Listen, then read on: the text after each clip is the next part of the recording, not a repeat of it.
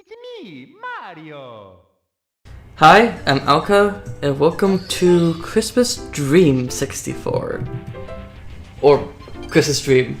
I wasn't really sure what to call this hack, so I think I mostly called it Christmas Dream 64,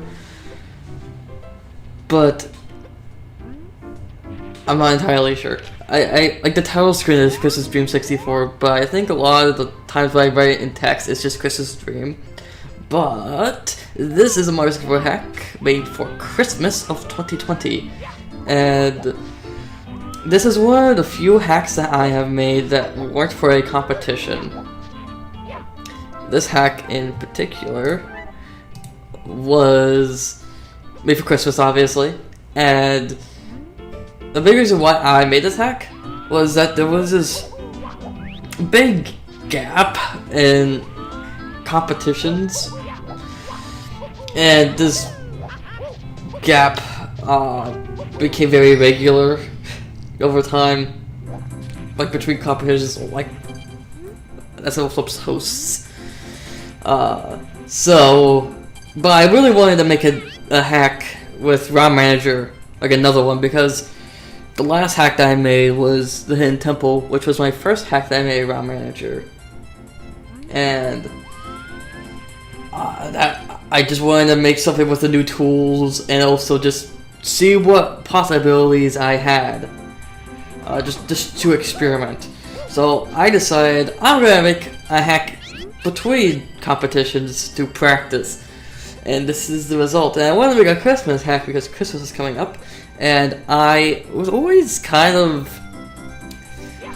regretted not making a hack for the Christmas competition in 2018.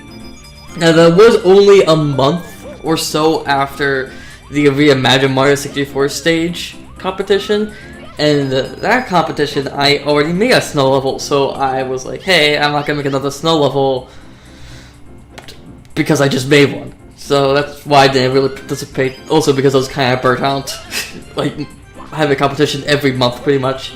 So I just didn't participate in that one. But I always wanted to make a Christmas hack after that, and I made a Christmas hack here. So about 2 years after that competition. And the idea of this hack is the Christmas Dream is this realm that appears every Christmas, and it's just this little fun Christmas themed level with a bunch of different things like gifts and stuff. Like there's a little like Nerf gun bullets to like stick to the walls there, which I thought was fun, just like toys like that. I didn't have a lot of toys though to have ideas from, but I feel like it's fine. You got like hot cocoa, you got the Christmas tree, and you got these little flurries, which I thought were kind of fun. It's the snowman, but it's like they have this little shovel on their head, and this Santa and everything. And when I designed this level, this was the first level. Like I said, I wanted to experiment here with designing a level here. So this is the first level that I did that I actually drew out the design on a piece of paper, and I also wrote down a bunch of different ideas for what I could possibly include in this level, which is something that I rarely did before. For Death of Mario, I did write down some ideas, like I typed them up, and I still do that nowadays of just typing up different ideas for different sections, and I got all the stories planned out, typed down and everything. But back then, I'm pretty sure I didn't do that at all, and I just kind of like went in and designed it as I modeled the level. But here I planned out the entire design of this level in this kind of circular shape that goes around the Christmas tree, and having all of the objectives be around this circle.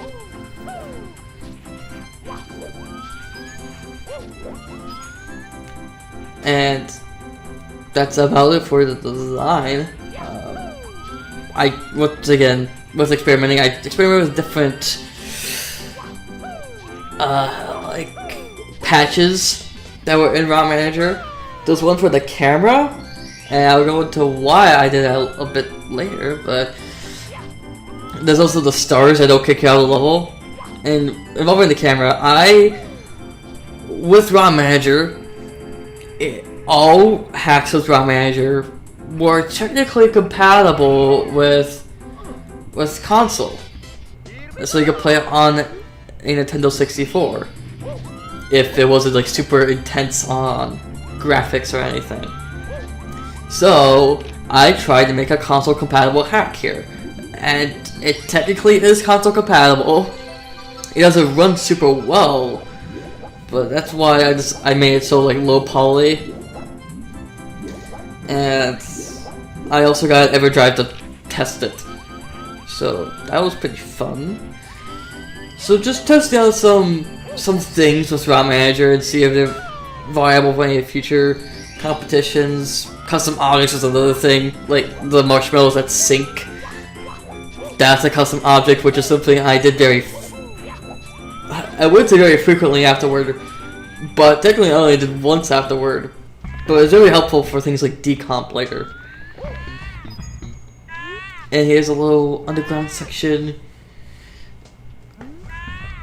Also, custom music was another thing. All of the songs here were imported by me, I believe.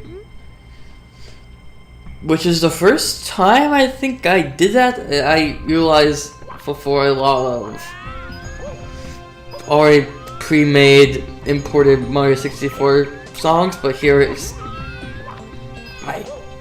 once again testing the waters of Sequence 64 and seeing what I could make with it, and I really enjoyed it. So I continue to do it for later hacks. So I had released this on my channel in 2020, on December 1st of 2020, and I find that just really bizarre to look back on, that it's been almost 3 years as of recording this, but since I made this, because this still feels very recent. Also, there's the snowflakes that were previously unused from my linear hack here. It's just really weird that it's been so long. The gap between this hack and when I made my Skull Pirate Bandy is shorter than the time, like when this hack was made and now, which is just really crazy because it's still like a recent hack in my mind. And I vividly remember creating this. Although I guess that's what happens when you don't make a ton of hacks in between that time. So this really is one of my more recent hacks, despite being almost 2 years old. And that is mostly it. So you go back to the hub here. Another thing with the stars not kicking out. I've always had the idea of having a platform that sends you back to the hub, but I never fully implemented it until here. Very inspired by Banjo-Kazooie.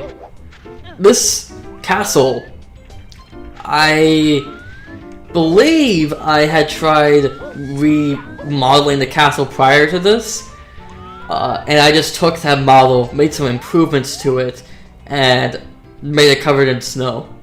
So I just changed a lot of the textures and everything to be all snowy, which is also what I did with my Reimagined Mario 64 hack, Snowman's that I made. So the two times I've shown Peach's Castle in my hacks, they've also both been snowy versions of it, which is kind of funny. And here's a slowdown version of Frap Snowland, which is the song that's used in the level. That's mostly it. This hack was a chance for me to experiment in between competitions to see what worked, what didn't work with workflow and just ideas. And that's mostly it. This was mainly a practice hack. It's always intended to be a hack to practice, but I was very proud of it when I finished it because I had so much. I didn't have a deadline other than just Christmas, so I had a lot more time to just make it, and I wasn't making it for anybody. I was just making it for myself, really. So it was just a nice little experience, and I'm really surprised and happy that despite this not being in a competition, this hack got a lot of recognition. Snoop Blacks played it. Civil Flips actually played it because that year he decided to stream playing some Christmas hacks. And I'm like, oh, but I just made one. So I said it to him, and he played it. So that was really fun. So, and I think this is one of the more downloaded hacks on RomanHacking.com. So it's weird that it has gotten so much recognition, but I think that's partially because it's one of the only console compatible hacks for a long time. So people play it for the console compatibility, despite it being pretty rough and not the best way to play it. Despite me having the custom camera that was meant to kind of make the fact that the N64 doesn't have a joystick for that analog movement for the camera. It has the C buttons, so I wanted to make it just a bit more accessible to those people, which is why the camera kind of follows Mario differently in this. I don't know what to say. That's the hack. I hope you enjoyed it, and I will see you next time.